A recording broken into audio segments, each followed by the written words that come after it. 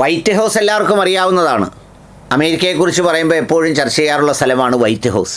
പക്ഷേ ആ വൈറ്റ് ഹൗസിനോടൊപ്പം ചേർന്ന് വൈറ്റ് വാഷ് അടിക്കുകയും അതിലൂടെ ആനന്ദം പരമാനന്ദം കണ്ടെത്തുകയും ആ ആനന്ദവും പരമാനന്ദവും ആസ്വദിക്കുകയും അതിൽ സന്തോഷം കണ്ടെത്തുകയും കഴിയുമെങ്കിൽ ആക്രമണങ്ങൾ ഒരു വരുമാന മാർഗമാക്കാൻ ഉപയോഗിക്കുകയും ചെയ്യുന്ന ചില സവിശേഷമായ മീഡിയ ഗുണ്ടുകളെ കൂടി ഈ പശ്ചിമേഷ്യൻ വിഷയം പരിചയപ്പെടുത്തേണ്ടതുണ്ട്.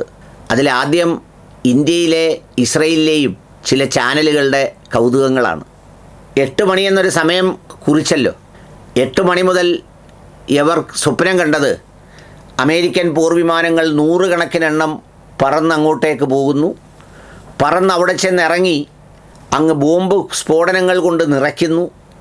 അപ്പോൾ അങ്ങനെ നിറയ്ക്കുന്ന ആ നിമിഷം ഇങ്ങനെ ഒപ്പി ഒപ്പി ഒപ്പി ഒപ്പി ഒപ്പി എടുക്കാനായി കൗണ്ട് ഡൗൺ വെച്ച് കാത്തിരുന്ന ചെന്നായ്ക്കൾ എന്നൊക്കെ നമ്മൾ പറയത്തില്ലേ, കൗണ്ട് ഡൗൺ. യഥാർത്ഥത്തിൽ ഇന്നലെ രാത്രി ഞാൻ ഉറങ്ങാൻ കിടക്കുമ്പോൾ ചിന്തിച്ചെന്താണെന്നറിയോ? ഈ നിരപരാധികളായ ഇറാനിലെയും ഇസ്രയേലിലെയും മിഡിൽ ഈസ്റ്റിലെയും മനുഷ്യരെക്കുറിച്ചാണ്. അവർക്കാർക്കും ഈ യുദ്ധത്തിലൊന്നും താല്പര്യമില്ലല്ലോ. ഞാൻ എൻ്റെ കട്ടിലിൽ കിടന്നുറങ്ങുമ്പോൾ എൻ്റെ മേൽക്കൂരയുടെ മേൽ ആ രാത്രിയിൽ ഒരു ബോംബ് വന്ന് പതിച്ചാൽ ഞാൻ മാത്രം അവശേഷിക്കുകയോ അല്ലെങ്കിൽ ഞാൻ മാത്രം മരണപ്പെടുകയോ ഒക്കെ ചെയ്യുന്ന, അല്ലെങ്കിൽ എല്ലാവരും കൂടി മരണപ്പെടുകയോ ചെയ്യുന്ന ഒരു സാഹചര്യമൊക്കെ ഉണ്ടായാലുള്ള സ്ഥിതിയെന്ന് ആലോചിച്ച് നോക്കും. വെറുതെ ഇങ്ങനെ ആലോചിച്ചു. എന്നിട്ട് രാത്രി വളരെ പെട്ടെന്ന് 4, 4:30, 5 മണിയായപ്പോൾ ഞെട്ടി ഉണരുന്നത് പോലെ ചാടി ആദ്യം മൊബൈലെടുത്ത് നോക്കുന്നത് ആ സംസ്കാരം തീർന്നോ ഇല്ലാതായോ എന്നാണ്. അപ്പോൾ കാണുന്നത് വെടിനിർത്തലാണ്. ഡംബടപടപടപടപടപടപടപടാന്നങ്ങ് നിർത്തി. എൻ്റെ മനസ്സ് പറയുന്നുണ്ടായിരുന്നു ഇതിന് മുമ്പൊക്കെ ചെയ്തതുപോലെ തന്നെ ഇതും സംഭവിക്കാൻ പോകുന്നതെന്ന്. പക്ഷേ ഇന്നിപ്പോൾ രാവിലെ നോക്കിയപ്പോഴാണ് 2 വാർത്തകൾ കാണാനിടയായത്. ഒന്ന് കൗണ്ട് ഡൗൺ. സാധാരണ കൗണ്ട് ഡൗൺ നമ്മുടെ ചാനലുകളിൽ വെക്കുന്നത് എപ്പോഴാണെന്നറിയോ? ന്യൂ ഇയറിന് വെക്കാറുണ്ട്. ഇനി 60 സെക്കൻഡ്, 49 സെക്കൻഡ്, 46 സെക്കൻഡ് എന്നൊക്കെ പറഞ്ഞിട്ട്. പിന്നെ നമ്മളത് കാണുന്നത് ഈ ദൂരദർശനിലൊക്കെ പണ്ട് ക്രിക്കറ്റ് കളി തുടങ്ങുമ്പോൾ ഇതുപോലെ കാണാറുണ്ട്. ഈ ടൈം വെച്ച് ദൂരദർശനിൽ വാർത്തയ്ക്കും കണ്ടിട്ടുണ്ട്. എന്നാൽ ലോകത്തെ മുഴുവൻ മനുഷ്യരെയും കൊല്ലാൻ പോകുന്ന ഒരു യുദ്ധവെറി കൗണ്ട് ഡൗൺ വെച്ച് റേറ്റിംഗ് കൂട്ടുന്ന ചെന്നായ്ക്കളെ എന്ത് വിളിക്കണം?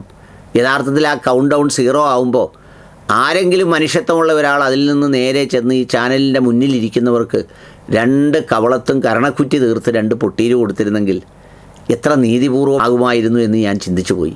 അല്ലെങ്കിൽ ഇത്രമേൽ കച്ചവട താല്പര്യം കാണിക്കുമോ? അതിലൊരു രോഷമൊക്കെ കൊണ്ടിങ്ങനെ ഇരിക്കുമ്പോഴാണ് ചിരിക്കാനൊരു സംഗതി കിട്ടിയത്. അതിൽ ചിരിക്കാൻ സംഗതി എന്താണെന്ന് ചോദിച്ചാൽ ഫോക്സ് ന്യൂസാണെന്ന് തോന്നുന്നു. അവരിട്ടിരിക്കുന്ന ഒരു കാർഡ് കണ്ടു. Victory, Iran ceasefire deal a victory for US says White House. ഇറാൻ്റെ ഈ ഇതിന് സമ്മതിച്ചത് ഒരു ഭയങ്കരമായ നേട്ടമായി പോയി എന്നാണ് പ്രഖ്യാപിച്ചത്. ആ സമയം ഞാൻ ഇറാൻ്റെ ചാനലിലേക്ക് പോയപ്പോൾ കണ്ട എന്താണെന്നറിയോ?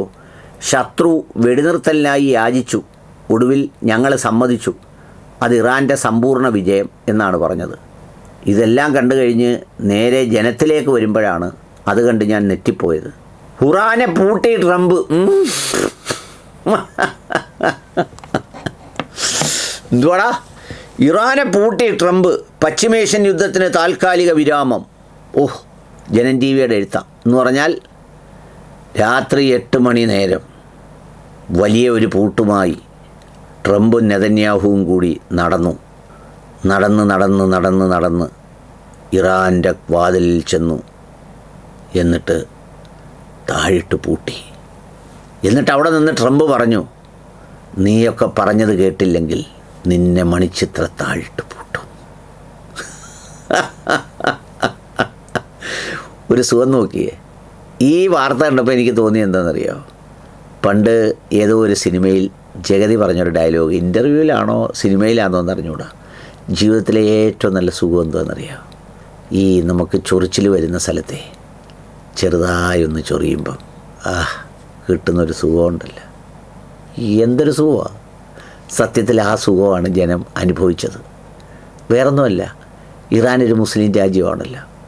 അപ്പോൾ അതുകൊണ്ട് അതിനെ അമേരിക്ക പൂട്ടി എന്ന് പറയുമ്പോൾ ഒരു കുളിര് കോരിതാണ്ടേ, പൂടാഞ്ചൻ രോമാഞ്ചം ഇതൊക്കെ വരുന്നൊരു രോമാഞ്ചം ഈ കാർഡുണ്ടാക്കി ഇട്ട ആൾ അനുഭവിച്ചിട്ടുണ്ടാവും.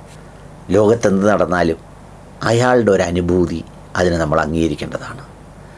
ആ അനുഭൂതിയിൽ അയാൾ കോരിത്തരിച്ച് അതിലേക്ക് നോക്കി. അങ്ങനെ ഇരിക്കട്ടെ കുറേ നേരം.